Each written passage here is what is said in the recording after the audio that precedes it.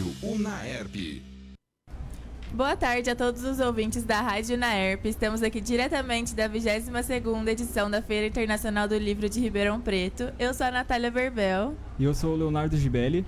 E hoje estamos recebendo aqui José Antônio Lages, ele que é historiador, professor de história, já escreveu 4 livros, tendo em vista que os 3 anteriores foram sobre a história de Ribeirão Preto, e agora ele está lançando o 4º livro, que é Uma Janela Aberta para o Mundo, que é, na verdade, uma coletânea sobre os artigos que ele escreveu e publicou no jornal A Tribuna, né, daqui de Ribeirão Preto, mas que não deixam de ser fatos históricos também, né? Eu costumo dizer que o presente também faz parte da história, né?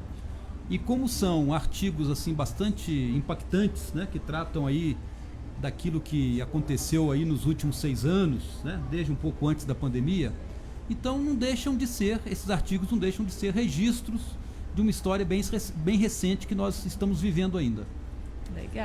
Legal, professor, é um prazer estar com você aqui hoje, né? Antes da gente conversar um pouquinho do seu livro, já que é o lançamento que você está fazendo, né? Na verdade ele vai ser lançado depois da feira, não é isso? Exatamente, vai ser na sexta-feira que vem, dia 25. Legal.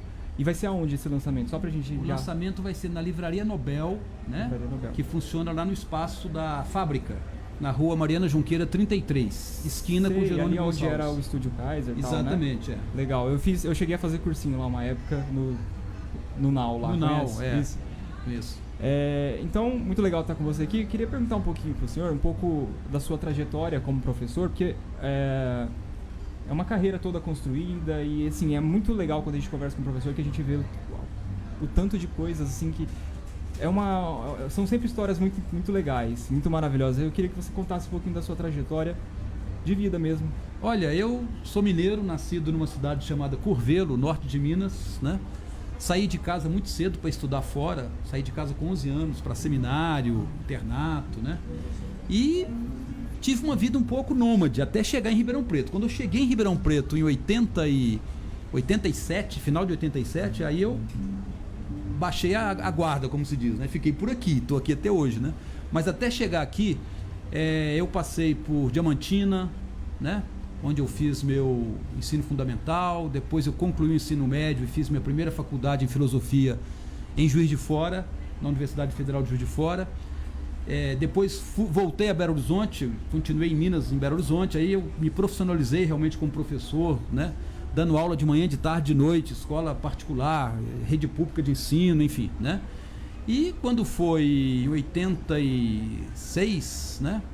Eu fui para Araçatuba, aí vim aqui para o interior de São Paulo, Araçatuba 1 ano, Campo Grande, no Mato Grosso do Sul 1 ano e cheguei em Ribeirão Preto em 87. 87 chegou aqui?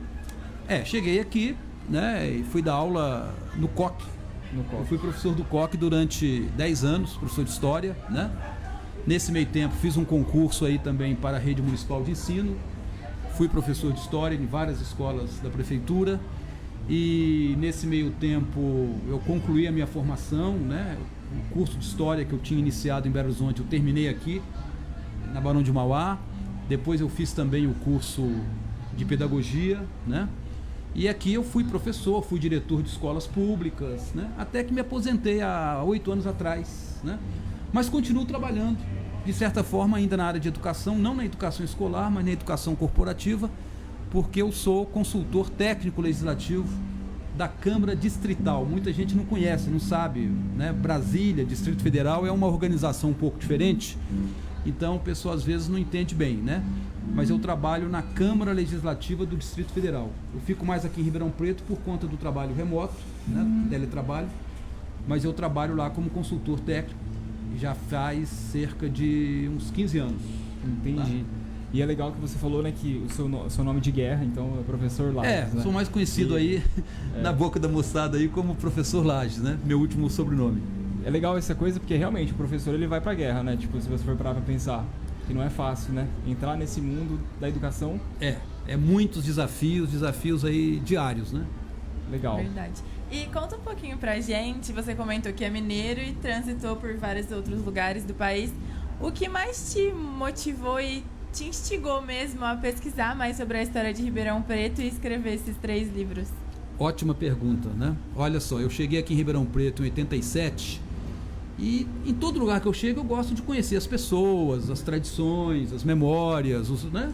A história do lugar, né? E logo eu percebi assim que, não só pela proximidade geográfica que tem Ribeirão Preto aí com o oeste de Minas, sul de Minas, né? Mas eu percebi que era muito mineiro aqui em Ribeirão Preto. Eu fui atrás disso, né? Para pesquisar e tal, e descobri que isso é uma questão histórica. E o próprio povoamento de todo o Nordeste paulista, incluindo Ribeirão Preto, foi feito por mineiros, né? Que vieram ali na época final, a partir do final do século XVIII, mas principalmente no início do século XIX, muitos mineiros vieram povoar essa região aqui, né? E participam da fundação das cidades e tudo mais, inclusive de Ribeirão Preto, né? Aí eu falei assim, olha, sabe que eu vou fazer meu mestrado em cima dessa questão? E minha pesquisa de mestrado, que resultou no primeiro livro, Da Figueira à Barra do Retiro, o título do livro, foi justamente a pesquisa sobre o povoamento e a formação agrária, né, do Nordeste de São Paulo, com um estudo de caso específico em Ribeirão Preto. Bacana. E os seus outros 2 livros, eles são também sobre história de Ribeirão Preto. O segundo foi um livro que fez parte de uma coleção Nossa História, lançada na Feira do Livro em 2013, né?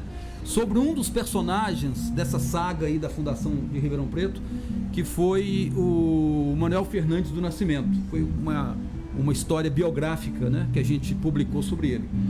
E mais recentemente, em 2016, a gente publicou o Ribeirão Preto Revisitada, que na verdade é uma resenha, uma revisão bibliográfica de praticamente tudo que foi publicado sobre história de Ribeirão Preto até aquela data, até 2016. Né? Que interessante. Então é um prato cheio para quem quer conhecer a história da cidade. Então, para quem quer conhecer a história da cidade de um ponto de vista mais crítico, até porque é uma história muito referenciada na academia, quer dizer, foram pesquisas de mestrado, doutorado, né? Que eu faço aí todo um estudo sobre esse material e publico nesse livro em 2016. Legal. E além disso, né, além de ter sido professor, de ter feito toda essa trajetória, publicado seus livros, você também é articulista pelo jornal Tribuna, né? Tem uns 6 anos que eu publico, né, aos sábados um artigo no jornal Tribuna sobre variados temas, né? Mas assim, o viés que perpassa todos eles é a questão política nacional, né? Legal. E o senhor comentou que esse livro também é uma coletânea desses artigos. Exatamente, né? O Ribeirão Preto, Uma Janela Aberta para o Mundo, né? Que é esse último livro que a gente vai lançar ainda na sexta-feira, é uma coletânea de artigos que a gente publicou nos últimos 6 anos no jornal Tribuna, que na verdade é o último jornal, né? O único jornal impresso que nós temos na cidade, né?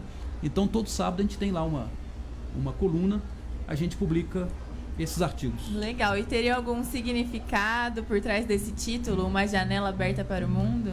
Uma Janela Aberta para o Mundo é porque foi justamente a última frase do penúltimo artigo, né? Do penúltimo texto que a gente publicou. Exatamente um texto que fala, eu me lembro, né? A última parte são artigos que se referem mais a lembranças, memórias da minha vida como educador, né? São memórias principalmente de escolas, né? E por onde eu passei esse tempo todo aí até me aposentar. E eu termino esse penúltimo artigo do livro falando exatamente isso, né? Uma janela aberta para o mundo. Em que momento essa janela se abriu para mim, né? Foi quando eu saí de Diamantina, que era um sistema de educação muito fechado, muito draconiano, né? Seminário, você pode imaginar, né? Como é que era naquele tempo ainda, né? Sim. E eu vou para Juiz de Fora, que é uma cidade aberta, cosmopolita, né? Uma cidade de movimentos sociais já bastante organizados, de tradição política. Logo terminei o ensino médio, entrei no movimento estudantil, aquela história toda. Então, para mim, foi quase que uma janela aberta para o mundo, né? E é legal porque você traz vários assuntos para esse livro, né? Você vai falar de pandemia, vai falar de políticas públicas. Exatamente. Olha só, eu divido esses artigos em 5 partes, né? Então, eu faço, assim, em geral, uma classificação desses artigos em 5 títulos bem gerais, né? Rapidamente passando por eles aqui. O primeiro, como você já adiantou, são artigos relacionados com a pandemia. E sempre eu utilizo, até como historiador, como alguém muito aficionado com a história, eu sempre utilizo um viés histórico muito forte em todos esses artigos, né? Então eu relaciono a pandemia com, por exemplo, a peste negra do final da Idade Média Europeia, né, que foi também uma coisa avassaladora, destruidora. Parece que 1/3 da população europeia desapareceu com a peste negra, né? Eu relaciono, por exemplo, a pandemia agora recente com a questão da revolta da vacina, que aconteceu no Rio de Janeiro, no início do século XX, né? Então, a primeira parte é a pandemia. A segunda parte, são artigos que falam muito de preconceitos, de discriminação que a gente observa na sociedade, né? E muitas vezes a reação contra isso através dos movimentos identitários, né? Então, são artigos que falam a respeito dessa temática, né? Um deles, por exemplo, não sei se você se lembra, o ano passado, quando botaram fogo na estátua do Borba Gato lá Sim. em Santo Amaro, em São Paulo, né? Teve toda uma polêmica em torno disso. Nossa, é um patrimônio cultural, histórico, não pode botar... Ah, não, mas tem a justificativa. Quem foi o Borba Gato? Foi um carniceiro, um bandeirante que trucidou indígenas, enfim, né? Tem uma marca bastante negativa na história, né? Então a gente discute um pouco a respeito disso. A terceira parte são ataques ao Estado laico. Eu gosto de discutir muito essa questão do Estado laico porque me debrucei muito sobre ela quando eu estava fazendo meu doutorado em Ciências da Religião e estudei lá na Universidade Metodista de São Paulo a questão do ensino religioso que é dado nas escolas, né? Eu discuto essa questão do ensino religioso à luz do Estado laico previsto na Constituição, né? E que está sendo hoje tão atacado aí por alguns movimentos que querem, né, fazer com que a religião e as igrejas tutelem o Estado, impondo uma regra, impondo uma moral para toda a sociedade, né? Então eu discuto bastante isso nessa terceira parte. A quarta parte é que eu falo muito de políticas públicas naquelas áreas com as quais eu tenho uma afinidade maior, que é exatamente educação e cultura, né? Então a gente fala muito aí, por exemplo, da militarização das escolas. Ainda bem que o governo federal acabou com esse negócio de escola militar, né? Pelo amor de Deus, né?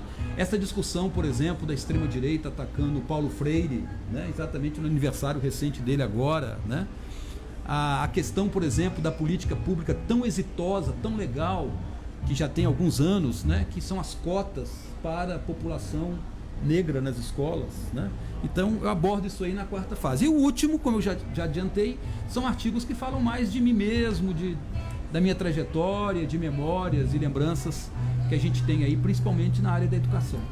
São assuntos muito importantes mesmo, né? Porque assim, é até interessante a hora que você estava falando da pandemia, que é o primeiro capítulo do livro,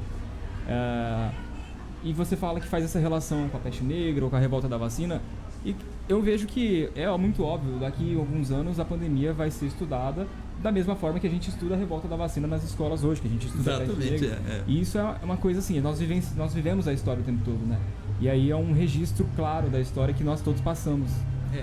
Né? Exatamente. Eu acho, aquela questão, o presente também faz parte da história, né? O que nós estamos vivenciando hoje são vivências históricas. Então, essa questão de que história é só o passado, né? Tudo bem que aquilo que já aconteceu já foi mais discutido, já foi mais debatido, já foi mais escrito, pesquisado, tudo bem. Mas o que nós vivemos hoje também faz parte da história. Com certeza. Sim, é muito interessante ver que também essas histórias se repetem, né? A revolta da vacina, mesmo depois de tantos anos. Então veja que, né, passa séculos, como aconteceu com a peste negra, né? Estamos aí diante de uma doença avassaladora, né? Claro. Mais alguma pergunta? Tem assim algum desses artigos que é queridinho, assim, que você indica mais, que tá no seu coração? O último. Coloquei ele exatamente para terminar, para fechar o livro, né? Que é uma homenagem que eu faço a um educador chamado Rubem Alves, né? Rubem Alves foi um pastor e ele se dedicou a vida a discutir, a debater, a produzir livros, artigos falando de educação, de filosofia da educação, de pedagogia, né? Então no meu doutorado a gente chegou a ler vários artigos, vários livros do Rubem Alves, né? Ele é mineiro, nascido aqui no sul de Minas e teve uma trajetória acadêmica muito legal, muito importante, né? E ele acabou rompendo com a sua própria igreja e abandonando o pastorado dele quando a igreja apoiou a ditadura militar em 64. Então veja, eu falei assim, gente, tem igrejas apoiando ditadura, defendendo essas coisas, né, tão danosas aí para a democracia, né? E eu acho que vale a pena lembrar de alguém que não está entre nós mais, já falecido, Rubem Alves, mas que também enfrentou essa mesma questão anos atrás, né? E chegou inclusive a abandonar uma função ministerial que ele tinha, era pastor de uma igreja, abandonou isso quando ele viu a sua própria igreja apoiando uma aberração dessas que foi a ditadura militar. Muito interessante, né? Realmente é um artigo que dá até vontade de ler, de conhecer. Pois é, e merece ser, né, destacado aqui como o fechamento do livro, né? Então, mais uma vez repetindo, você toda semana publica lança um artigo todo novo sábado lá, a gente tem um artigo na segunda página que vem os artigos, né, do jornal Tribuna Ribeirão. Legal, bacana. Tá? E fica aí o convite, então, para o lançamento de Uma Janela Aberta para o Mundo, dia 25, sexta-feira agora, 7h30, na Livraria Nobel, no Espaço A Fábrica, que fica na rua Mariana Junqueira. Número 33, que também vai contar com uma apresentação musical de Drico Fonseca. Drico Fonseca é um cara que está se destacando aqui na noite em Ribeirão Preto, né? Toca muito bem, canta muito bem, tem uma voz muito forte, né? Vai estar lá nos homenageando com música popular brasileira, MPB, rock, né? E o que mais que a galera que estiver lá presente vai querer ouvir também. E muita arte e cultura, né? Parabéns. Professor, é um prazer ter recebido você aqui. Obrigado por ceder o seu tempo aqui com a gente na Rádio UNAERP. Nós ficamos muito felizes porque a gente está aqui nessa caminhada também, a gente gosta e, poxa, não tem nada mais rico do que isso, né? Inclusive, antes da gente finalizar, eu queria que o senhor falasse uma palhinha só sobre sobre como você enxerga, né, a importância, por exemplo, da Feira do Livro, que nós estamos aqui, a gente tem esse espaço e, poxa, acontece todo ano e qual é a importância disso? É muita importância, não é? Olha, essa aí é o grande acontecimento cultural de Ribeirão Preto, é a Feira do Livro, né, na sua 22ª edição. Eu acompanhei a Feira do Livro desde quando ela nasceu, há 22 anos atrás, né? E é sempre aquele encontro muito esperado aí o ano inteiro, né? Porque é um encontro plural, um encontro muito variado de cores, de ideias, né? De mensagens, né? Então a gente encontra autores, a gente encontra artistas, né? Muito legal. Porque na verdade quando você fala numa Feira do Livro, tudo bem que o livro é o principal, né? Tem que ocupar o lugar de destaque nessa feira.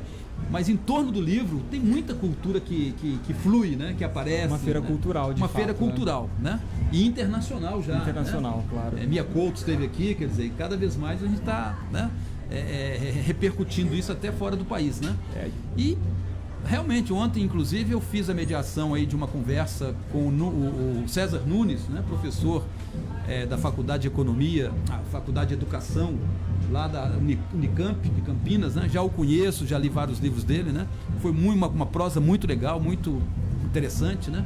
E tudo que acontece na feira eu acho que é de qualidade, né? Eu acho interessante, claro, isso é muita coisa.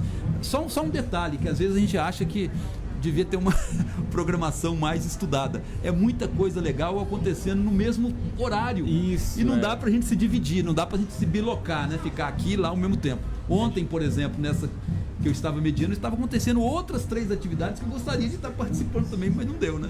A gente tem que fazer uma escolha, infelizmente. Mas é óbvio que... Tem momentos que você tem que escolher, né? Mas, independente da escolha, você vai ter um benefício muito grande de estar participando, né? Claro. Olha, a cidade ganha muito com isso, né?